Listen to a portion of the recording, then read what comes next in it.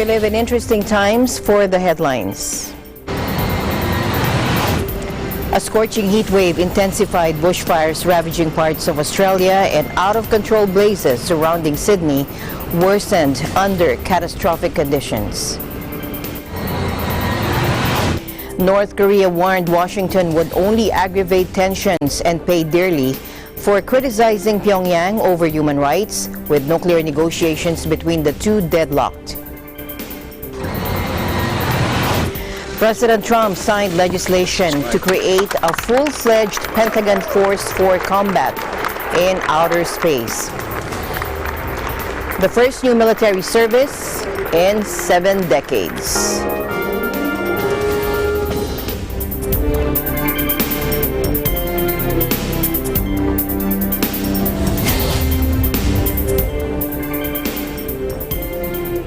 Mga Angeles, wherever you're watching from around the world, thank you very much for joining us. And now to the news.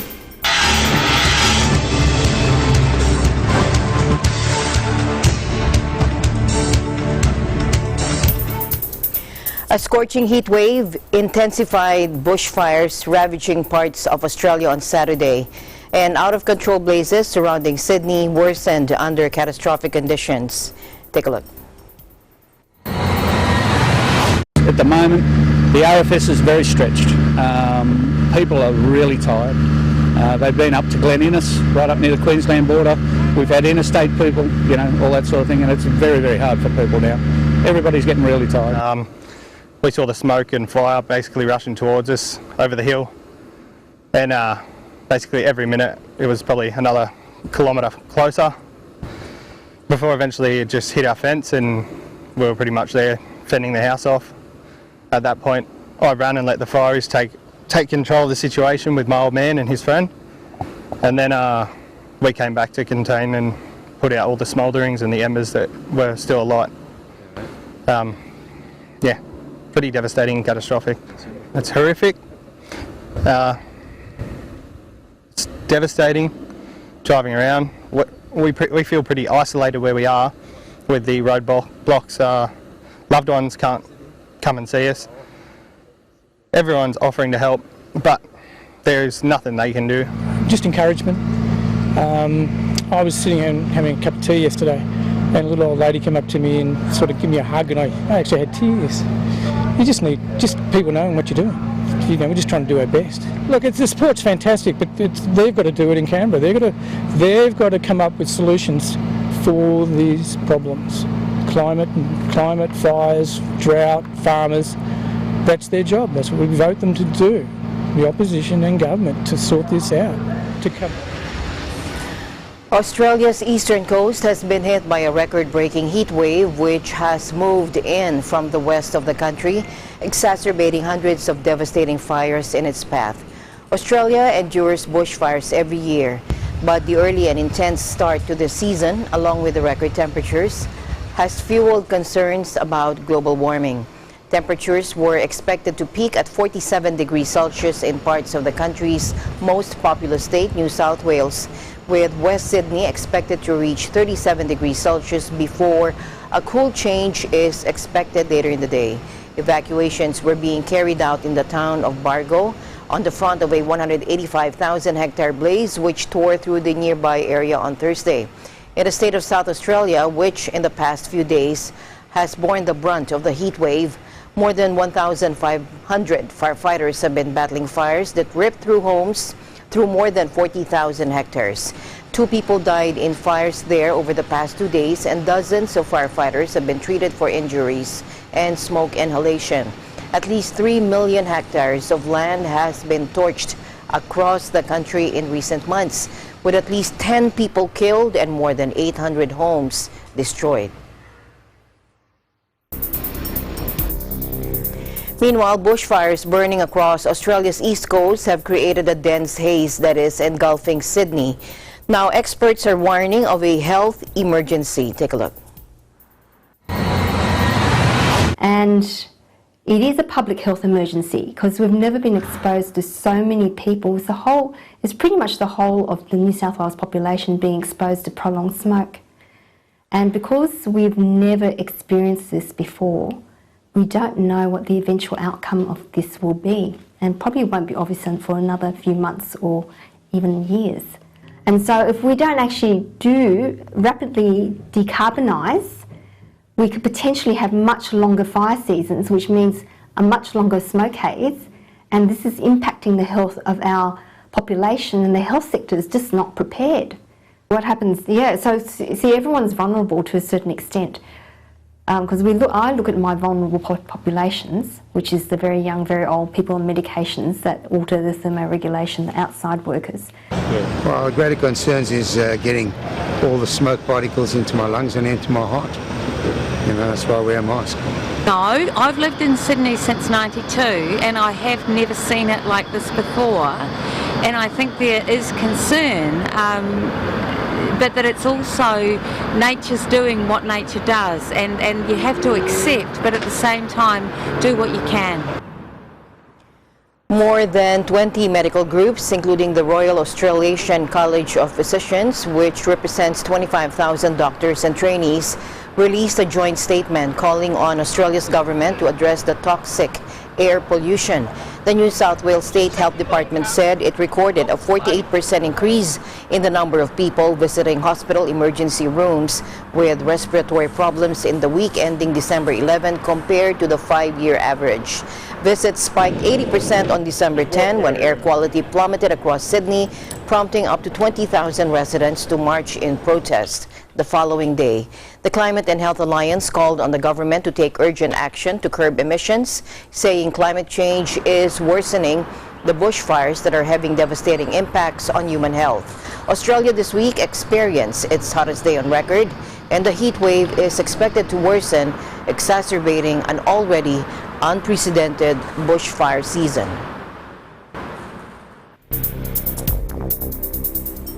In other news, devastating drought in Lesotho has left more than 500,000 people facing severe food shortages and tens of thousands one step away from famine, according to the UN Humanitarian Office, or OCHA, in an appeal for funds. Take a look. The UN team and humanitarian partners is today launching a $34 million flash appeal, this one, in Lesotho, to urgently support over 260,000 people with life-saving interventions up till April next year. A total 500,000 people, that's more than a quarter of the population in Lesotho, which is a small landlocked country in southern Africa, are facing severe food insecurity because of severe drought, which has gripped the country at the same time as people are approaching the peak of the lean season. Overall cereal production decreased by more than 60% compared to 2018. The government of Lesotho on the 30th of October declared a national disaster and issued a drought response and resilience plan. Our flash appeal will support that plan. Most of the food insecure people are in rural areas, and we estimate that at the peak of the lean season, which runs from January to March, some 71,000 people will face emergency conditions in rural districts. That is IPC Phase 4, one step away from famine. Citing the latest integrated food security phase classification food security assessments, often referred to by the acronym IPC, the spokesperson explained that the 2018 to 2019 planting season had been badly affected by late rains and scorching temperatures, and with forecasts indicating that Lesotho will receive below average rainfall during the current 2019 to 2020 season, October to March, communities now face 3 back-to-back failed harvests. The most vulnerable are in Leribe and Maseru districts. One worry linked to this migration is that Lesotho has the second highest HIV prevalence rate in the world at more than 1 in 4 people. One particular concern with those movements are that makes particularly women and children, girls in particular, very vulnerable to sexual exploitation and abuse.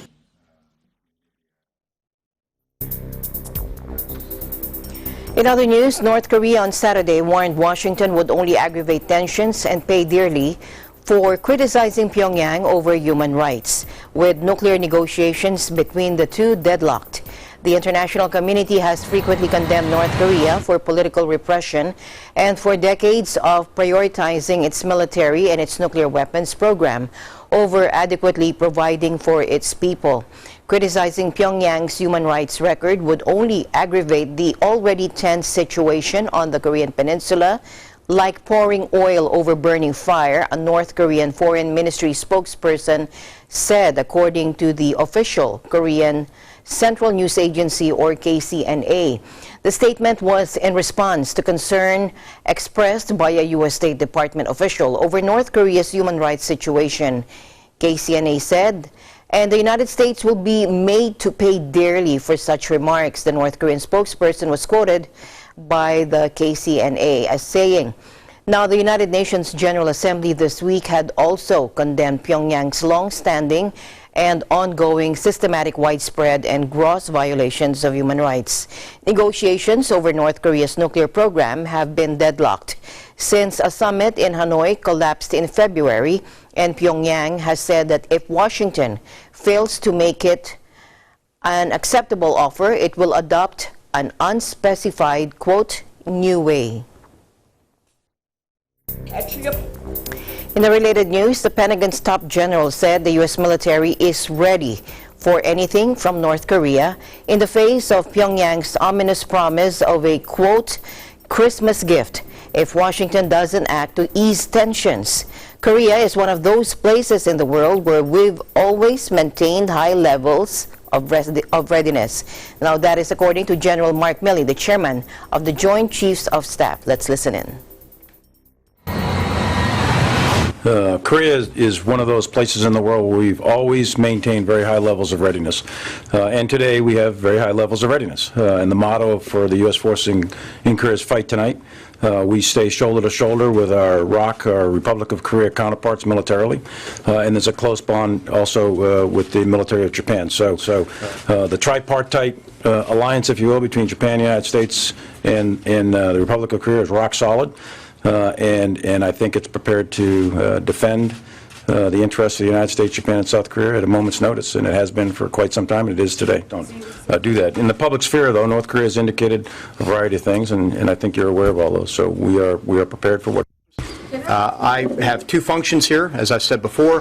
One is to ensure that we are in a high state of readiness, prepared to fight and win tonight if need be, and I'm confident in that. And secondly, to enable our diplomats. So I remain hopeful that we could again get the process started again and remain on the diplomatic path.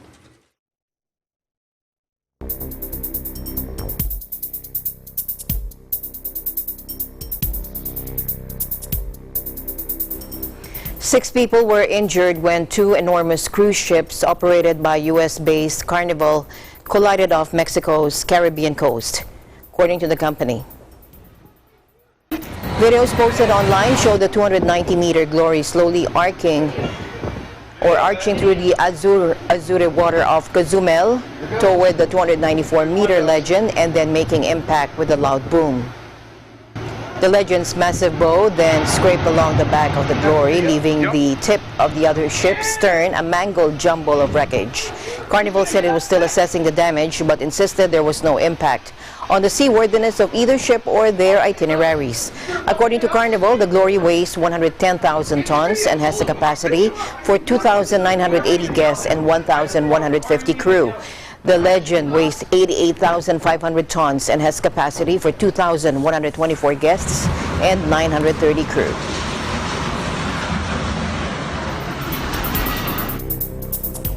An 8-year-old boy and 4 protesters were killed in India in clashes between police and demonstrators, according to officials on Saturday, as unrest over a controversial citizenship law rages into a second week. The latest deaths took the nationwide toll from the violence to 20. Now, there has been growing disquiet about the law, which gives people from persecuted minorities from 3 neighboring countries an easier path to citizenship, but not if they are Muslims. On Friday, demonstrations turned violent in India's most populous state, Uttar Pradesh, where Muslims make up almost 20% of the 200 million population. Police have so far said that the day's unrest in Uttar Pradesh claimed 11 lives in total, including the child who was trampled. Uttar Pradesh police spokesman Shirish Chandra confirmed that the other 10 people died after being shot. The boy had died after 2,500 people, including children, joined a rally in the city of Varanasi. The citizenship law, making it easier for persecuted minorities from 3 neighboring countries to gain citizenship, but not if they are Muslim, has stoked fears. Prime Minister Narendra Modi wants to remold India as a Hindu nation, which he repeatedly denies. Authorities have scrambled to contain the situation, imposing emergency laws, blocking internet access, and shutting down shops and restaurants in sensitive pockets across the country. In other news, Hong Kong police on Saturday said an armed suspect fired a live round at officers as they tried to arrest him in an operation linked to the months of pro-democracy protests engulfing the city. Police said a 19-year-old man pulled a semi-automatic pistol from his waistband as officers approached him in Tai Po district on Friday evening. The shot did not hit anyone and the man was subdued. A subsequent search of a nearby flat uncovered an AR-15 semi-automatic rifle and more than 250 rounds of ammunition. Police said they believe the man and the newly discovered weapons were linked to a group arrested earlier this month who were also allegedly found in possession of a pistol and were plotting to attack officers. The firearms we discovered matched the intelligence we had collected, which indicated that some people hope to use firearms in some public assemblies to wound some others, including police officers on duty, according to Senior Superintendent Lee Kwai Hai. Now, however, police said the suspect was also facing ongoing firearms charges from an arrest last year before the protests. Hong Kong has been shaken for 6 months by increasingly violent pro-democracy protests. They were initially sparked by a now abandoned attempt to allow extraditions to the mainland, but have since morphed into a popular revolt against Beijing's rule, with spiraling fears that the city is losing some of its unique liberties. Lebanon's Premier-designate Hassan Diab vowed to form a government of non-political experts to lead the protest-hit country back from the verge of economic collapse.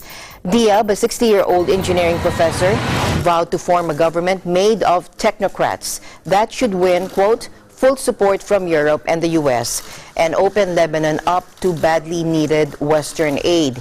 He also rejected the idea that his backing by Hezbollah, which is blacklisted as a terrorist group by Washington, would stand in the way. Diab was designated on Thursday with the endorsement of Shiite group Hezbollah and its allies, but without the backing from Lebanon's main Sunni bloc.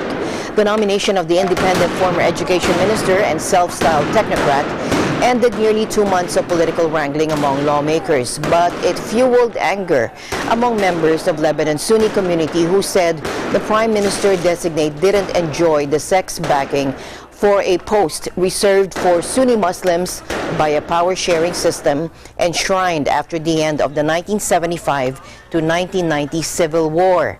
Saad Hariri, Lebanon's former prime minister, resigned in October amid massive anti-government protests which have swept the country over economic stagnation and corruption.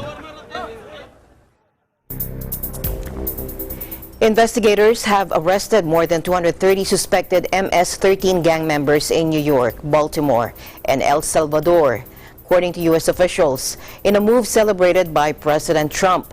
The operation against the Hispanic gang was the result of more than 2 years of investigative work, U.S. Drug Agency DEA officials and the Suffolk County prosecutor said in a statement. Of more than 230 people arrested, 96 were from Long Island, a stronghold of MS-13, although the statement didn't specify if they were Americans or foreign nationals. Shortly after the announcement, President Trump tweeted, "We are getting MS-13 gang members and many other people that shouldn't be here out of our country." The president has frequently linked illegal gang activity to his campaign to lower migration to the U.S. Facebook on Friday said it took down a network of accounts using fake identities while spreading pro-Trump messages at the social network and Instagram. The campaign was one of two derailed for engaging in foreign and government interference and endeavoring to, quote, mislead others about who they were and what they were doing, according to Facebook head of security policy Nathaniel Gleicher. The newly banned accounts, groups and pages were associated with a network known as the Beauty of Life, which the social media giant alleges is an offshoot of the controversial conservative news publisher, the Epoch Times. The accounts in question often promoted an anti-communist, pro-Trump message across hundreds of accounts and pages. Facebook says it worked with independent researchers, Graphica, and the Atlantic Council's Digital Forensic Research Lab, or DFR Lab, before taking action against the network of fake users, pages, and groups. The researchers published a 39-page joint report on Friday that outlined their discoveries, most notably that the network was using artificial intelligence to generate fake profile photos. In other news, Boeing Starliner spacecraft failed on Friday in its main objective of docking with the International Space Station after a glitch involving its mission clock caused it to burn too much fuel, according to officials. The autonomously flown test flight was a key part of NASA's plans to end U.S. independence or U.S. dependence on Russia for space rides, and its failure deals a fresh reputational blow to Boeing as it faces a safety crisis in its commercial air division. Starliner, which sits atop a giant Atlas V rocket, took off shortly before sunrise at 6:36 a.m. local time from Cape Canaveral, separating 15 minutes later. But a short time later, Boeing announced on Twitter it had an off-nominal insertion, indicating its orbital procedure had not gone as planned. As on-air announcers said, Mission Control was weighing all its options and the live feed was cut. NASA Administrator Jim Bridenstine later told reporters the Starliner's onboard clock was out of sync and that anomaly resulted in the vehicle believing that the time was different than it actually was. Assuming it was a later stage of its flight, it burned more fuel than it should have, forcing NASA and Boeing to call off the rendezvous with the ISS. Mission Control attempted to manually override the problem from the ground, but the signal was blocked by a pair of communication satellites that were in the way at the time. Starliner will instead return to Earth, landing at NASA's White Sands facility in New Mexico, they announced Sunday morning around 7:30 a.m. local time.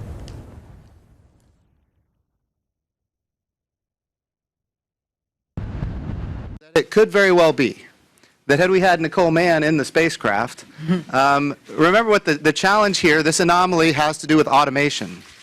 And Nicole and Mike are trained specifically to deal with the situation that happened today where the automation was not working according to plan. We train extensively for this type of contingency. And had we been on board, there could have been actions that we could have taken. And we will continue to develop those actions. And that robust manual capability is something that's required. This vehicle is a new level of automation that we've never seen before. And so what we're really doing is we're testing that automation. Boeing has been developing Starliner with funding from NASA's Commercial Crew Program, most recently a 2014 contract that awarded the aerospace giant $4.2 billion to finish work on the capsule and fly 6 operational missions to and from the ISS. President Donald Trump signed legislation to create a full-fledged Pentagon force for combat in outer space, the first new military service in 7 decades. For the first time since President Harry Truman created the Air Force over 70 years ago, think of that, we will create a brand new American military service. At such a momentous statement. 70 years ago, the Air Force. With my signature today, you will witness the birth of the Space Force, and that will be now officially the 6th branch of the United States Armed Forces. That is something really incredible. It's a big moment. That's a big moment, and we're all here for it. Space. Going to be a lot of things happening in space, because space is the world's newest warfighting domain. Amid grave threats to our national security, American superiority in space is absolutely vital. And we're leading, but we're not leading by enough, but very shortly we'll be leading by a lot.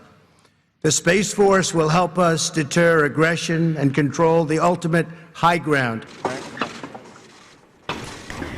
Capping an ambitious order Trump issued in June 2018, the U.S. Space Force officially came into being when President Trump signed the annual military budget, the $738 billion National Defense Authorization Act. The legislation will create the Department of Defense's 6th Force, a co-equal of the 5 existing forces, the Army, Navy, Air Force, Marines, and Coast Guard. The new organization builds on the U.S. Space Command already operating under the Air Force since it was created in August. And like the Marines, which operate within the umbrella of the Navy, the Space Force will be under the Air Force. The Space Command will focus on warfighting, akin to the Pentagon's regional commands like CENTCOM, while the Space Force will encompass broader missions like training, procurement, long-term planning, and other functions. The Space Force will be comprised of about 16,000 Air Force and civilian personnel, some already taking part in the Space Command, according to Air Force Secretary Barbara Barrett. It will have its own uniform, shoulder patches, and even eventually its own song, just like the other branches.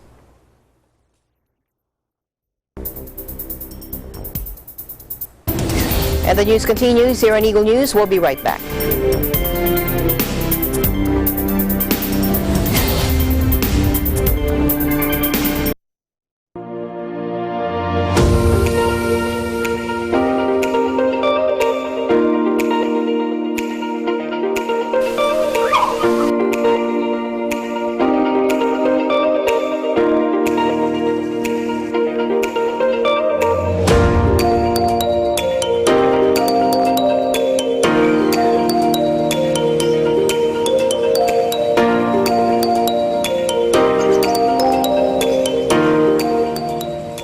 Visiting the Philippines, Manila or Quezon City is a popular destination, but oftentimes the hustle and bustle of the city can be more stressful on your vacation.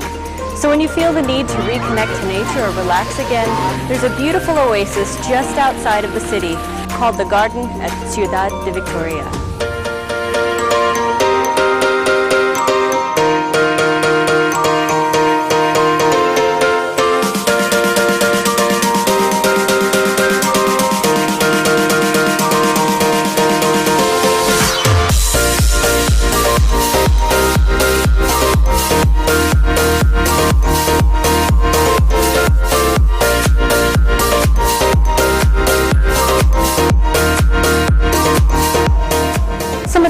That you can see here include hydrangea, snapdragon, and stargazers. They're truly beautiful.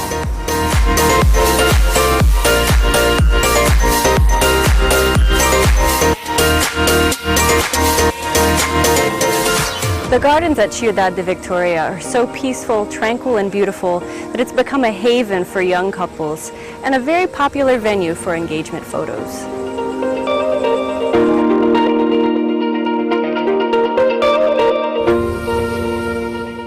The next time you want an escape from the big city, the garden at Ciudad de Victoria is a wonderful place to visit.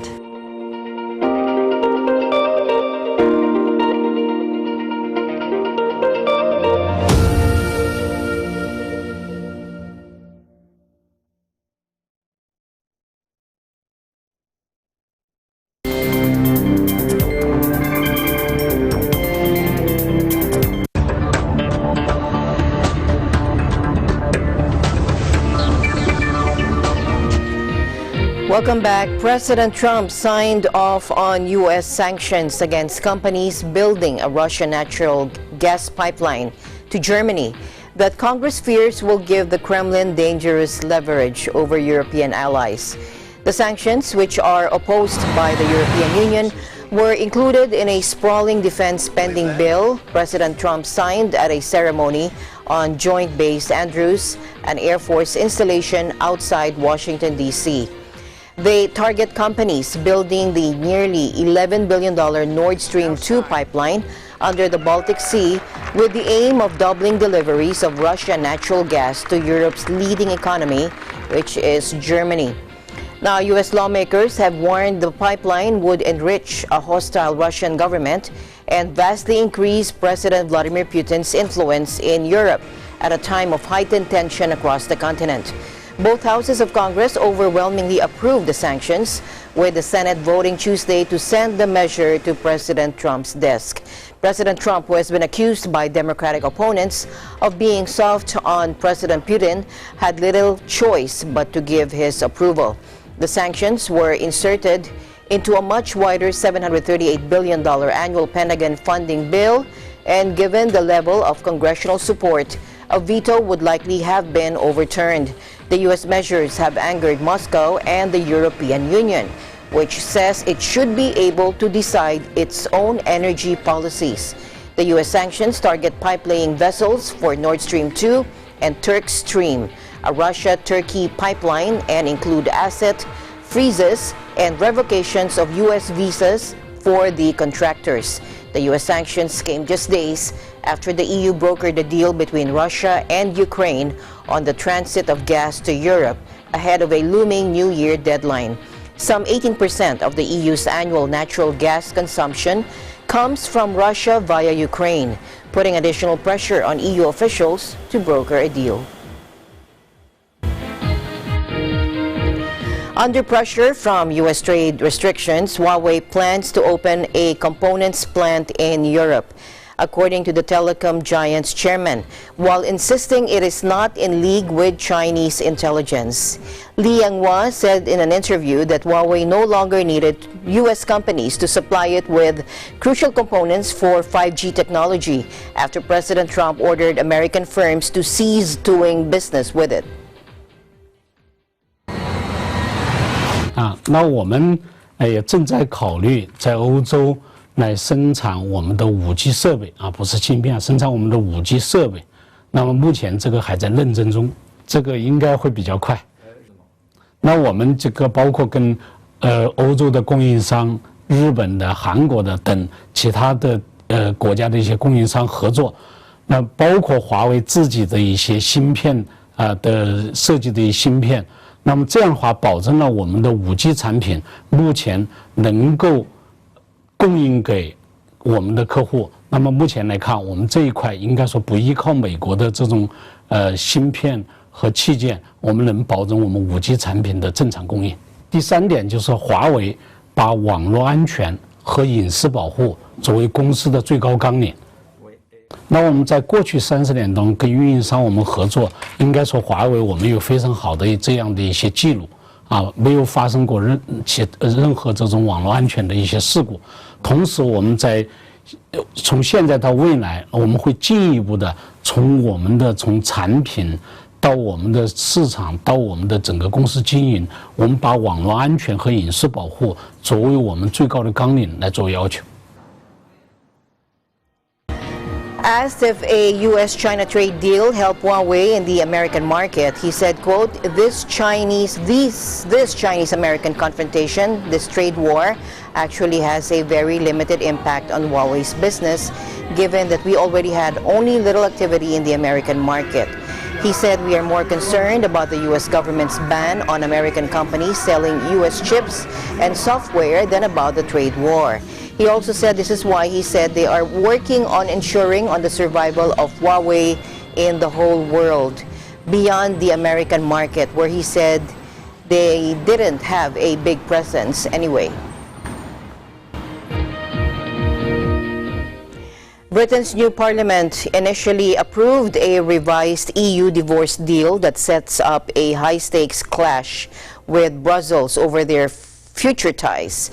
The 358 to 234 vote paves the way for Prime Minister Boris Johnson to deliver on his winning general election promise to get Brexit done by January 31st.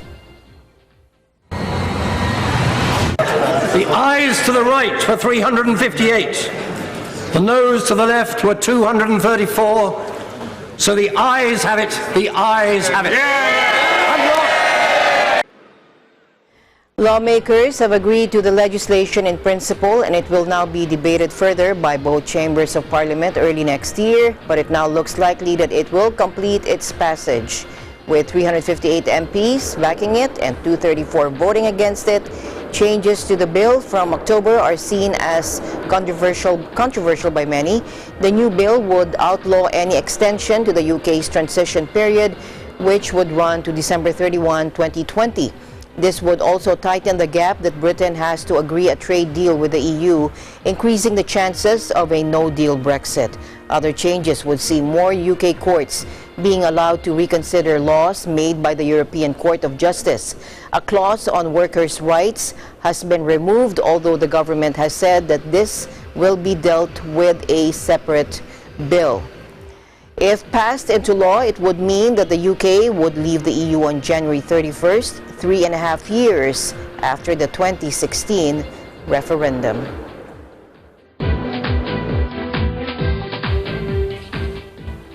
Cancelled trains, packed roads, frazzled nerves. Travelers across France are scrambling to begin holiday vacations, upended by a weeks-long transport strike over a pensions overhaul that unions have vowed to defeat. Hopes of a holiday truce were dashed after talks between the government and union leaders this week failed to ease the standoff, with train operator SNCF warning of massive cancellations ahead of the holidays. Many stranded travelers turned to car rental agencies or sharing platforms, but the last-minute surge in demand meant vehicles were hard to come by. Taxi companies in Paris had already stopped taking reservations early this week. Others booked trips on buses whose drivers have been allowed until December 24 to stay behind the wheel for more hours per shift to cope with an emergency situation, according to a government decree published on Wednesday. Now, Prime Minister Edouard Philippe said that on Thursday that talks had made progress and called on unions to lift the strike so that millions of French can join their families for the end of this year. Although the moderate UNSA union agreed, the hardline CGT and Force Ouvrière union said they would not let up. President Emmanuel Macron wants to forge the country's 42 separate pension regimes into a single points-based system, which the government says will be fairer and more transparent. It would do away with legacy schemes that offer early retirement and other advantages to mainly public sector workers, not least train drivers who can retire as early as 52. But while some unions support a single system, almost all reject a new pivot age of 64 beyond the legal retirement age of 62, which workers would have to reach to get a full pension.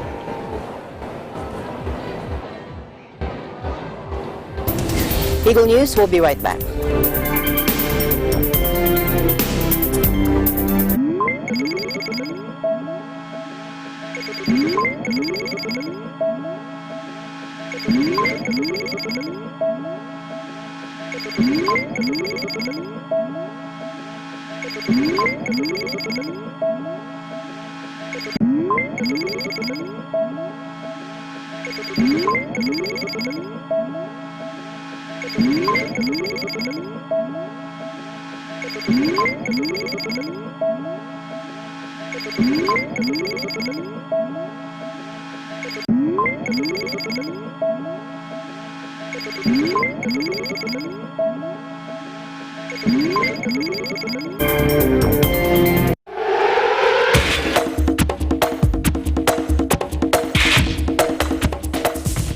Spokane Chief tallied 2 goals before 15 minutes had elapsed, and the Chiefs held on to a 2-1 victory over Vancouver in a Western Hockey League game at the Lanchley Event Center. Here's our ABC Canada Bureau's Anthony Sevilla for the report. The Vancouver Giants and the Spokane Chiefs met for the second time this season, with the Chiefs coming out on top 2-1 at the Langley Event Center. Spokane got their revenge after falling to the Giants the previous week, It also marked the first trip back to the LEC after Vancouver eliminated them from the playoffs in last year's Western Conference Finals. Vancouver outdueled Spokane in almost every statistical category, including shots on goal and power play opportunities. However, Spokane won in the most important statistic, the box score. The Chiefs had a 2-1 lead over the Giants after the first period and eventually held on to that lead to earn the victory. Vancouver had plenty of opportunities to tie up the game, but goaltender Campbell Arnold played a huge role for Spokane in the win. The goaltender from Nanaimo, British Columbia, who earned first star of the game, finished with 30 saves, 15 of those in the third period alone. Head coach for Vancouver, Michael Dick, talked post-game about the loss and the team's struggle on the power play despite their lone goal coming off the PP. It's a power play goal. I mean, you know what? Our power play is going to come. I truly believe that. We do so many good things. We've hit goal posts, we've hit crossbars. We're just having a hard time right now, and I think we're gonna be better for it. But certainly going through a tough stretch as far as creating offense. But I thought our defense played really well tonight. Goaltending was good. You know, it's a good hockey club, and for us to generate 31 shots against them, you know, we did a lot of good things. Well, I mean, they're frustrated. I mean, obviously, you know, we generate 45 shots against Tri-Cities. We generate 32 against Victoria and 31 tonight against Spokane, and we just gotta keep doing the same things we're doing defensively, because we're holding teams to 20, 25 shots, and just simplify offense and just keep putting pucks in the net. That's the only thing you can do. If you start straying from that, you know, we're gonna probably create a lot more opportunities the other way. So it's pucks to the net and bodies to the net. Bowen Byram earned third star of the game honors. Byram was recently included amongst the select group to travel to Ontario for Hockey Canada's World Junior Selection Camp. The Colorado Avalanche prospect and Giants assistant captain talked both about the good and the bad in the Giants' loss to Spokane. We need to figure out how to be ready for the start of games, but I thought after that we played a pretty full 60-minute effort in. So yeah, we got to take the positives. In times like this, you can't get down on each other, get down on yourself. So bounces are going to start going our way eventually, so we just got to keep at it. I think we've been struggling on the power play. A lot of it has to do with my play. Some other guys, I know that we all want to be better and we're trying to do the right thing. So it's been tough, but to get a goal tonight is definitely huge, and hopefully we can keep going. The last meeting between the two clubs at this arena, the Chiefs were eliminated from the Western Conference Finals at the hands of Vancouver. Spokane got their revenge at the LEC and split the season series at 1 game apiece. The next matchup between the two clubs will be in the new year, as Vancouver will travel to Spokane in the third game of their season series. From the Langley Event Center, I'm Anthony Sevilla, 1 with 25.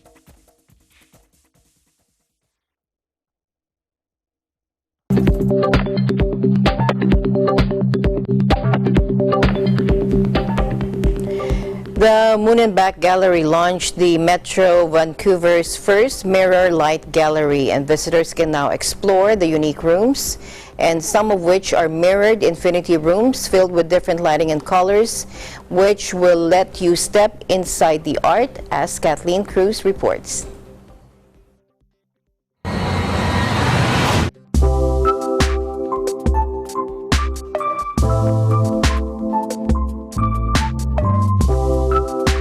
Are you ready to be visually amazed? With colorful lights, infinity rooms, and optical illusions that will definitely blow your mind.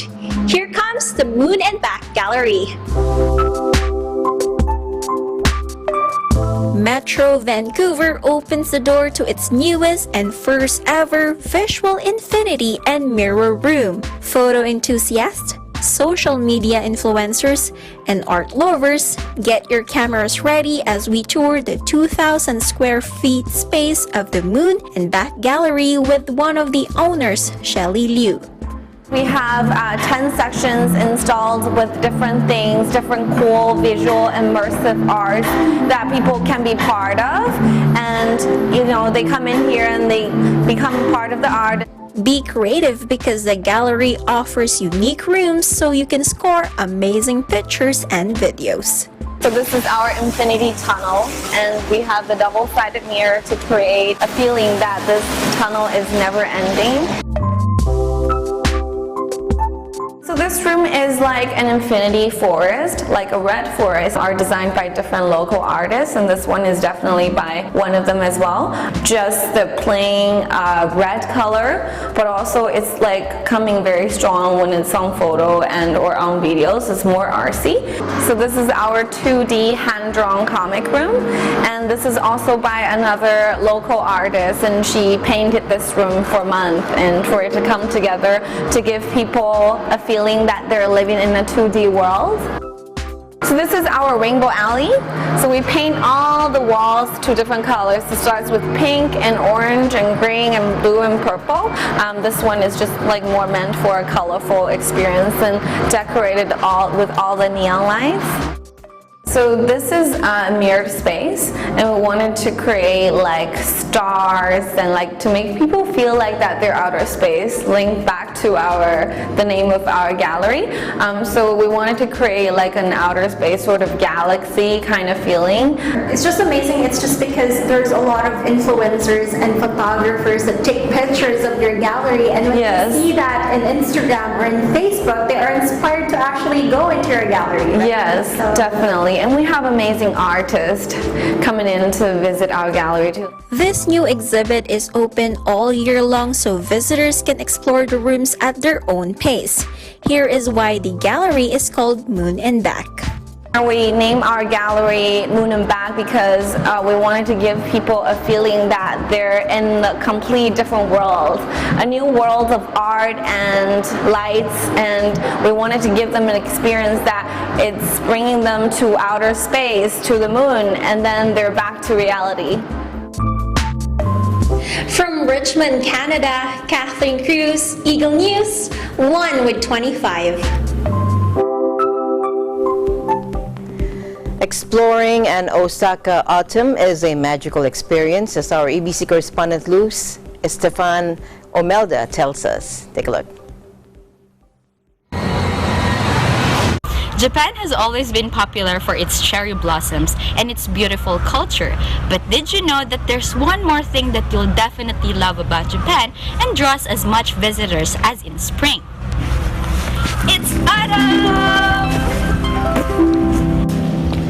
It's almost the end of this colorful season, and yet there are still a lot of visitors trying to catch one last glimpse of the beautiful koyo, or the falling of red and yellow leaves from trees, covering the streets and also the mountains.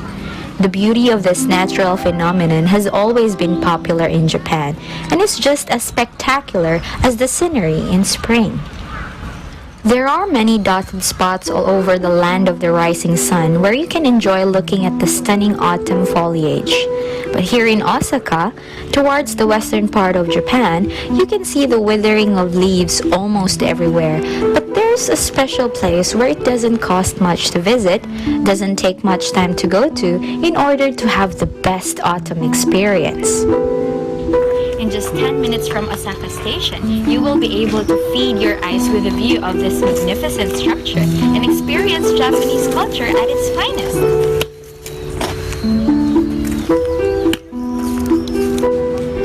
Osaka Castle Park is popularly known as an oasis in the bustling city of Osaka. Built in 1953, Osaka Castle, which stands at the center of the park, became a center for unification under the Toyotomi rule. After going through several tragedies and natural disasters, it was reconstructed to what it is now in 1931, plus an added repair in 1997, which gave it its glamour now. Since then, it has been a major landmark in the Kansai region of Japan. The park, about 2 square kilometers wide, is home to lots of cherry and ginkgo trees, sports facilities, a tea house, and a multi-purpose arena, and a lot more. There's no specific event like Hanami or cherry blossom viewing for this season, But Japanese people still take time in bringing their families and friends to places like Osaka Castle Park to bask in such a comfortable weather and short-lived part of the year. Autumn symbolizes a lot of things for Japanese people. Just as how the blooming of cherry blossom symbolizes new beginnings, autumn marks the beginning of more challenges ahead after the long summer season. It also has its major significance because autumn serves as the dawn for bigger changes and an opportunity to prepare for a more difficult and colder season. Tourists can definitely have a more peaceful time in Osaka just by walking around the park and soaking into the mystery of autumn and how it plays an important role in the Japanese culture. So the next time you travel to Japan, autumn could be the best season to do it, and Osaka Castle could be the best place to visit. Reporting from Osaka, Japan, I am Luz Stefan Imelda, and I am 1 with 25. And our EBC correspondent in Washington takes us to Lake Sammamish, a freshwater lake 8 miles east of Seattle in King County. Here's Frendel Fejeran and Michael Hudson.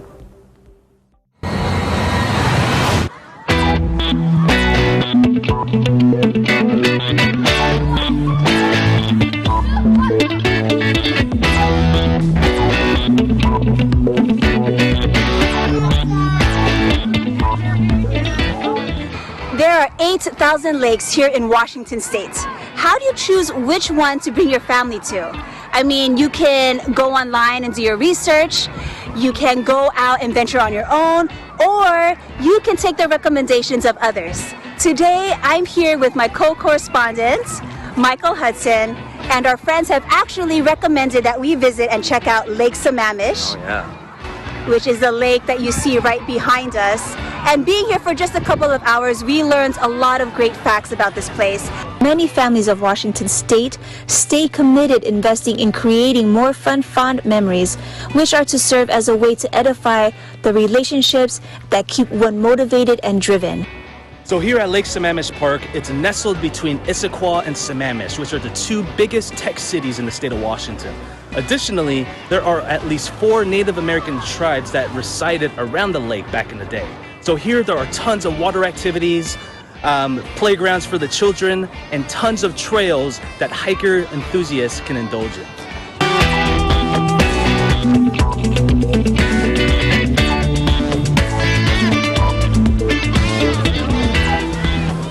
Hey guys, hope you enjoyed the sounds and views of beautiful Lake Sammamish today. Please put it on your bucket list for the next Washington State adventure you pursue. Exactly, and create the quality time that you need to build the relationships that matter to you most. From Issaquah, Washington, I'm Frendel Fejeran. And I'm Michael Hudson. And we are 1 with 25.